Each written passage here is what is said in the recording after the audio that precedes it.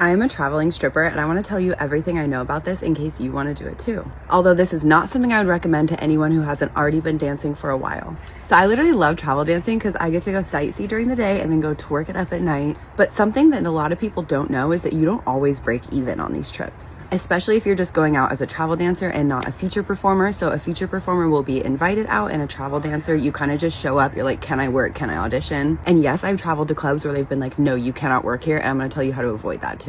You really want to make sure you're making contact with the club before you go out there, and just in case you show up and they're like, hey, we don't want you working here, because it really sucks when that happens. So the first thing you're going to want to do is make sure you have some really high quality, good pictures of you in your dancer outfits. And then you're going to find whatever city that you're wanting to go dance in, and you're going to check a couple of different things. First, whether or not that club even wants you there, and second, whether you need a license to twerk. So your first move could be one of two things. That's just calling, emailing, reaching out over Instagram to the club. They'll probably ask you for those pictures. Or you can pre-audition on an app called Pole Position. Once you're accepted for your audition, yay, congrats, you're gonna wanna look up two more things. What the laws are for what kind of outfits you can wear there. And you're gonna wanna set up your appointment to get your license ASAP.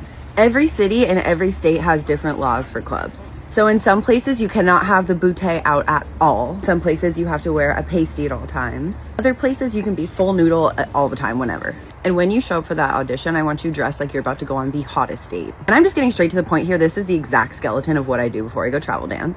I also read reviews about the club on Dancers Resource because they're dancers made reviews.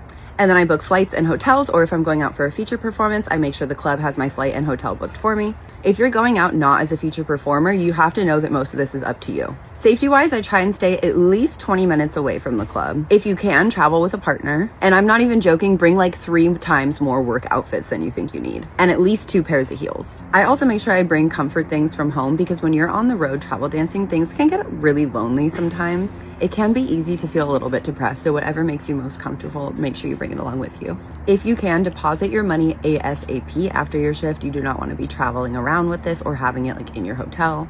Sometimes, especially if you're a feature performer, you can negotiate some sort of booking fee with the club, but for the most part, you are really just showing up and at the mercy of that club.